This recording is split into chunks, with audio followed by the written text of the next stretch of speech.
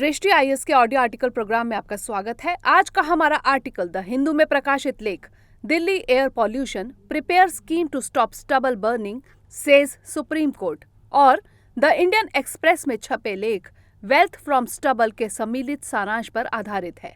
इसमें टीम दृष्टि के इनपुट्स भी शामिल हैं। यह ऑडियो आर्टिकल जीएस पेपर 3 के पर्यावरण एवं पारिस्थितिकी खंड से जुड़ा है। तो आइए लेख की शुरुआत करते हैं। हमारे वीडियो अंग्रेजी में देखने के लिए फॉलो करें हमारा ही दूसरा यूट्यूब चैनल दृष्टि आईएएस इंग्लिश। बीते कुछ सालों की तरह इस साल भी दिल्ली और उससे जुड़े राज्यों में बढ़ता धुआं और वायु प्रदूषण मीडिया की सुर्खियों में बना हुआ है। इस पर चिंता जाहिर करते हुए उच्चतम न्यायालय ने केंद्र सरकार को एक व्यापक राष्ट्रीय योजना तैयार करने का आदेश दिया है। आदेश में कहा गया है कि केंद्र सरकार राज्यों से परामर्श करके छोटे और सीमांत किसानों को पराली या फसल के अवशेष जलाने से रोकने का प्रबंध करे और कोई ठोस कार्य योजना लेकर आए। शीर्ष अदालत ने राज्यों को छोटे और सीमांत किसानों के लिए मुफ्त में फसल अवशेष प्रबंधन उपकरण और मशीन वितरित करने का आदेश भी दिया। दरअसल राष्ट्रीय राजधानी क्षेत्र में बढ़ने वाले वायु प्रदूषण के एक प्रमुख स्रोत के रूप में पराली जलने से निकलने वाले धुएं की पहचान की गई है, जो राष्ट्रीय राजधानी और इसके आसपास के क्षेत्रों को प्रभावित करता है। गौरतलब है कि दिल्ली एनसीआर में पिछले कुछ सालों में यह स्थिति हर साल देखी जा रही है, जिसका कोई ठोस समाधान अब तक नहीं निकाला जा सका है। यह जहरीला धुआं हर साल ना जाने कितने लोगों को अपनी चपेट में लेकर बीमारी और मौत का कारण बन रहा है, जिसे लेकर पहले भी एनजीटी और उच्चतम न्यायालय जैसी शीर्ष संस्थाओं ने चिंता जाहिर की है। ऐसे में सवाल है कि आखिर इतने वर्षों से अब तक इस समस्या का कोई समाधान क्यों नहीं निकाला जा सका है। सवाल है कि इस भयावह प्रदूषण की समस्या को जानने के बाद भी आखिर हर साल पराली जलाने की स्थितियां क्यों बनती हैं, और ऐसे में कौन से तरीके हो सकते हैं जिन्हें अपनाकर इस समस्या का कोई उचित समाधान निकाला जा सकता है। आइए इन्हीं सब पहलुओं पर विचार करते हैं। सबसे पहले जानते हैं कि पराली क्या है और इसे जलाना किस तरह की समस्याएं पैदा करता है। दरअसल धान और गेहूं जैसी फसल के कटने के बाद खेतों में बचे हुए डंठल और फसल के अवशेषों को पंजाब और हरियाणा राज्यों और इसके आसपास के क्षेत्रों में पराली कहा जाता है। पंजाब, हरियाणा और उत्तर प्रदेश खरीफ की फसल के सीजन में चावल के बड़े उत्पादक राज्य माने जाते हैं। इन राज्यों में अमूमन अक्टूबर के महीने में धान की कटाई होती है और कटाई के दौरान फसल का ऊपरी हिस्सा काट लिया जाता है, जबकि फसल के अवशेषों को खेतों में ही छोड़ दिया जाता है। पराली ज्यादा निकलने की एक वजह ये भी है कि किसान अपना समय बचाने के लिए पुरानी हार्वेस्टर मशीनों से धान की कटाई करते हैं और ये मशीनें धान का सिर्फ ऊपरी हिस्सा काटती हैं, जिससे फसल अवशेष ज्यादा बचते हैं। धान की फसल कटने के बाद किसान खेत में गेहूं की फसल बोते हैं, जिस कारण उन्हें खेतों से इन अवशेषों को हटाने की जल्दी होती है और जैसे जैसे फसल बोने का समय नजदीक आता है, किसान जल्दबाजी में फसल के बचे हुए अवशेषों और डंठलों को साफ करने के लिए इनमें आग लगाना शुरू कर देते हैं। इससे किसानों को तो इन अवशेषों से निपटान में आसानी हो जाती है, लेकिन इसका गंभीर परिणाम धुएं और पर्यावरण प्रदूषण के रूप में पंजाब, हरियाणा, पश्चिमी उत्तर प्रदेश और दिल्ली एनसीआर जैसे क्षेत्रों में देखने को मिलता है। गौरतलब है कि कृषि अवशेषों को जलाने से कार्बन मोनोऑक्साइड और नाइट्रस ऑक्साइड जैसी ग्रीन हाउस गैसों और हानिकारक पार्टिकुलेट मैटर का उत्सर्जन होता है, जो सर्दियों के मौसम में कोहरे और वाहनों से निकलने वाले धुएं और धूल के कणों के साथ मिलकर जहरीले स्मॉग का निर्माण करता है। यह उत्सर्जन गंभीर स्वास्थ्य जोखिम पैदा करता है, जो फेफड़ों के लिए बहुत हानिकारक है। एक स्वतंत्र नीति अनुसंधान संस्थान council on energy, environment and water यानी CEEW के आंकड़ों से पता चलता है कि इस साल पंजाब और हरियाणा में पराली जलाने की शुरुआत पिछले सालों की तुलना में पहले ही कर दी गई थी और खेतों में अब प्रतिदिन के हिसाब से लगभग 4000 से 5000 बर्निंग के मामले देखे जा रहे हैं, जो पर्यावरण को बहुत ज्यादा प्रभावित कर रहे हैं। ऐसे में जानना जरूरी है कि पराली जलाने से मानव स्वास्थ्य और पर्यावरण पर किस तरह के प्रभाव पड़ते हैं।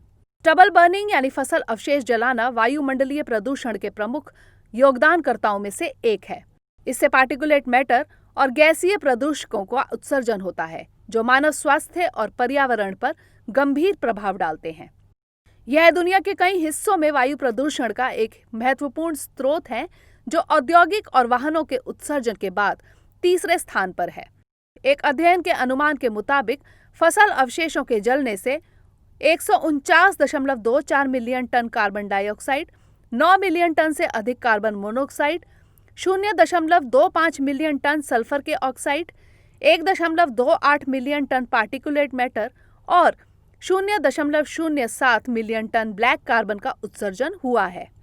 ऐसे उत्सर्जन पर्यावरण प्रदूषण में सीधे योगदान करते हैं और दिल्ली में धुंध और हिमालयी ग्लेशियरों के पिघलने के लिए भी जिम्मेदार है। इस तरह धान के पुआल यानी स्ट्रॉ को जलाने से मिट्टी में 1 सेंटीमीटर तक अतिरिक्त हीट प्रवेश करती है, जिससे तापमान 33.8 से 42.2 डिग्री सेल्सियस तक पहुंच जाता है। इससे किसी उपजाऊ मिट्टी में मौजूद महत्वपूर्ण बैक्टीरिया और कवक आबादी नष्ट हो सकती है। फसल अवशेषों को जलाने से मिट्टी की ऊपरी परत के साथ साथ इसकी जैविक गुणवत्ता में मौजूद अन्य सूक्ष्म जीवों को भी नुकसान होता है और मित्र कीटों के नष्ट हो जाने से शत्रु कीटों का प्रकोप बढ़ जाता है, जिसके चलते फसलों में कई तरह के रोग होने की संभावना बनी रहती है। इसके अलावा तापमान बढ़ने से मिट्टी की ऊपरी परतों में घुलनशीलता की क्षमता में भी कमी आती है और फसलों की जड़ों तक समुचित मात्रा में पानी नहीं पहुंच पाता। एक रिपोर्ट के अनुसार 1 टन फसल अवशेष जलाने से 5.5 kilogram nitrogen, 2.3 kilogram phosphorus, 25 kilogram potassium और 1 किलोग्राम से अधिक सल्फर जैसे मिट्टी के पोषक तत्व नष्ट हो जाते हैं। 2016 में एक मेडिसिन के प्रोफेसर द्वारा किए गए एक अध्ययन से पता चला है कि स्मॉग की बढ़ती घटनाओं के कारण 84.5% लोग स्वास्थ्य समस्या से पीड़ित थे। इस अध्ययन में पाया गया कि बढ़ते स्मॉग के कारण 76.8% लोगों ने आंखों में जलन, 44.8% लोगों ने नाक में जलन और 45.5% लोगों ने गले में जलन की सूचना दी। इसी तरह 41.6% लोगों ने बढ़ती खांसी और 18.0% लोगों ने सांस लेने में परेशानी के बारे में बताया। Institute for social and economic change Bengaluru के एक अन्य अध्ययन में अनुमान लगाया गया है कि ग्रामीण पंजाब में लोग पराली जलाने के चलते होने वाली बीमारियों के इलाज पर हर साल लगभग 7.6 करोड़ रुपए खर्च करते हैं और ये आंकड़े लगातार बढ़ते दिख रहे हैं। ऐसे में समझते हैं उन कारणों को जो पराली जलाने के मामले में जिम्मेदार माने गए हैं। खेतों में पराली या फसल अवशेष बचने का एक बड़ा कारण कंबाइन हार्वेस्टर जैसी मशीनों के द्वारा फसलों की कटाई किया जाना है। मशीनी कटाई के उपयोग से खेतों में कई इंच स्टबल या फसल अवशेष बचे रह जाते हैं, जिन्हें जड़ से उखाड़ना अत्यधिक मेहनत या लागत वाला कार्य है। ऐसे में छोटे या सीमांत किसानों के लिए इसे वहन कर पाना संभव नहीं हो पाता है। इसके अलावा बड़े किसानों के लिए भी अतिरिक्त मशीनों का उपयोग कर इसका प्रबंधन करना महंगा पड़ता है। इसलिए किसान इनके सस्ते और शीघ्र निपटान के लिए खेतों में ही इसे जलाना अधिक किफायती एवं आसान समझते हैं।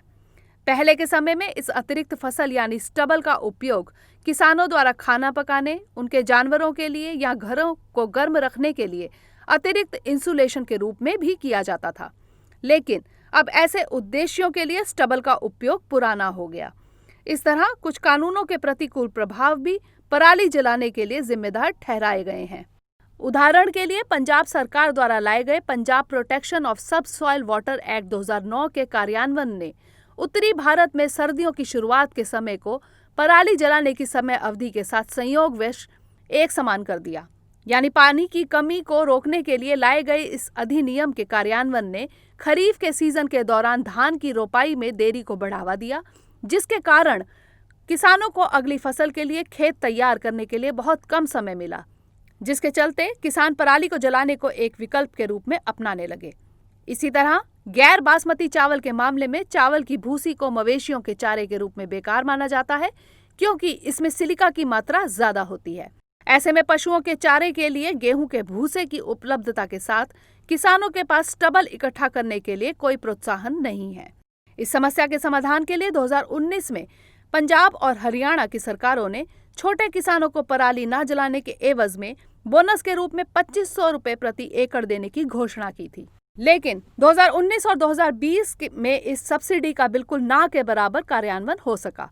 फसल अवशेष जलाना आईपीसी की धारा 188 और 1981 के वायु प्रदूषण निवारण एवं नियंत्रण अधिनियम के तहत एक अपराध है, लेकिन अक्सर इन प्रावधानों का भी उचित तरीके से कार्यान्वयन नहीं हो पाता, क्योंकि यह मामला प्रमुख रूप से राष्ट्रीय राजधानी दिल्ली और उसके आसपास के राज्यों से संबंधित है।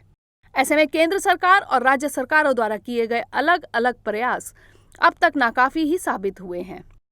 साथ ही पर्यावरण संरक्षण से जुड़ी एनजीटी जैसी संस्थाओं के आदेशों का समुचित ढंग से पालन नहीं किया जा सका है। ऐसे में जानना जरूरी है कि आगे की राह क्या हो। पराली जलाने से जुड़ा मुद्दा प्रत्यक्ष रूप से पर्यावरण, आर्थिक विकास, तकनीक, नीति निर्माण, प्रशासनिक दक्षता और नीतियों के कार्यान्वयन से जुड़ता है। ऐसे में इस मुद्दे के समाधान के लिए हमें इन सभी पहलुओं को ध्यान में रखना जरूरी है। The energy and resources institute यानी टेरी द्वारा किए गए एक अध्ययन के मुताबिक पंजाब और हरियाणा में जलाई जाने वाली धान की पराली में गांव की अर्थव्यवस्था को बदलने, स्थानीय ऊर्जा मांगों को पूरा करने और उत्तरी भारत में किसानों के लिए आय का वैकल्पिक स्रोत प्रदान करने की क्षमता है। इसके अलावा नई दिल्ली स्थित एक संस्थान के वैज्ञानिकों ने ग्राम स्तर पर विकेंद्रीकृत कोल्ड स्टोरेज इकाइयों को चलाने के लिए धान के पुआल को ईंधन के रूप में उपयोग करने का प्रस्ताव भी दिया था। आंकड़े बताते हैं कि उत्तर पश्चिम भारत में प्रति वर्ष जलाई जाने वाली पराली में नाइट्रोजन, फास्फोरस, पोटेशियम और सल्फर की कुल मात्रा लगभग 7 लाख टन है, जिसका मूल्य लगभग 1000 करोड़ रुपए है। ऐसे में सरकारों को चाहिए कि वे नीतिगत स्तर पर प्रयास करते हुए किसानों को पराली न जलाने के महत्व को अधिक से अधिक समझाएं और किसानों को प्रत्यक्ष तौर पर इन लाभों से जोड़ने का प्रयास करें। तत्कालिक समाधान के तौर पर सरकारों को चाहिए कि वे किसानों को कंबाइन हार्वेस्टर जैसी मशीनों के उपयोग को कम करने के बारे में शिक्षित करें और किसानों के बीच happy seeder, rotavator, zero till seed drill, baler, paddy straw chopper और रीपर बाइंडर जैसी नई तकनीक की मशीनों के उपयोग को प्रोत्साहित करने का प्रयास करें। हालांकि इनमें से कई मशीनें बहुत महंगी हैं, जिसके लिए राज्य सरकारों को आगे आना चाहिए और इनकी खरीद के लिए बेहतर सब्सिडी प्रदान करनी चाहिए ताकि किसान इन मशीनों को आसानी से खरीद सकें। इस संबंध में सुप्रीम कोर्ट ने भी जो निर्देश जारी किए हैं, सरकार को उन्हें भी ध्यान में रखते हुए इस दिशा में प्रयास करने चाहिए। दीर्घकालिक रणनीति के तौर पर सरकार ऐसी मशीनों के लिए और अधिक रिसर्च एंड डेवलपमेंट को बढ़ावा दे सकती है, जिससे आने वाले समय में इन तकनीकों का प्रयोग आसान हो जाए और उनकी कीमतें भी कम हो सके। दीर्घकालिक समाधान के तौर पर सरकार को धान और गेहूं जैसी फसलों पर किसान की निर्भरता कम करते हुए फसलों के विविधीकरण को न्यूनतम समर्थन मूल्य के माध्यम से बढ़ावा देने की आवश्यकता है। इसके लिए किसानों को इन वैकल्पिक फसलों से जुड़े पर्यावरणीय लाभों के बारे में भी जागरूक किया जाना उपयोगी होगा। यह समझना जरूरी है कि कृषि अवशेषों को जलाने के बजाय इसका उपयोग विभिन्न तरीकों से किया जा सकता है, जैसे कि पशु चारा, खाद, ग्रामीण क्षेत्रों में छत, बायोमास ऊर्जा, मशरूम की खेती, पैकिंग सामग्री, ईंधन, कागज, जैव इथेनॉल और औद्योगिक उत्पादन आदि। ऐसे में इस कीमती संसाधन को बर्बाद करने के बजाय इससे बेहतर प्रबंधन और उपयोग पर ध्यान केंद्रित करना होगा, जिसके लिए छत्तीसगढ़ के गौठान मॉडल को भी अपनाया जा सकता है। गौठान दरअसल 5 एकड़ का एक समर्पित भूखंड होता है, जिसे आमतौर पर छत्तीसगढ़ के प्रत्येक गांव में स्थापित किया गया है। इसमें सभी अनुपयोगी पराली को लोगों द्वारा पराली दान के माध्यम से एकत्र किया जाता है और गाय के गोबर और कुछ प्राकृतिक पदार्थों के साथ मिलाकर जैविक खाद में परिवर्तित किया जाता है। यह योजना ग्रामीण युवाओं के लिए रोजगार भी पैदा करती है। इस योजना में राज्य सरकार खेत से पराली के निकटतम गौठान तक परिवहन का समर्थन करती है। अब तक राज्य में लगभग 2000 गौठानों का सफलतापूर्वक विकास किया जा चुका है। इसके अलावा पराली प्रबंधन के लिए सरकारी प्रयासों के साथ साथ विभिन्न शोध संस्थाओं, एनजीओज, अन्नदाता किसानों और हम सभी को मिलकर एक साथ प्रयास करने होंगे। तभी हमें पर्यावरण को प्रदूषित करने वाले जहरीले धुएं से कुछ राहत मिल सकती है। तो आइए नोट करते हैं आज का सवाल। हर साल किसानों द्वारा कृषि अवशेषों को जलाने से पर्यावरण को किस प्रकार क्षति पहुंचती है? उत्तर भारतीय राज्यों के संदर्भ में विचार करते हुए इसके समाधान के उपाय सुझाइए।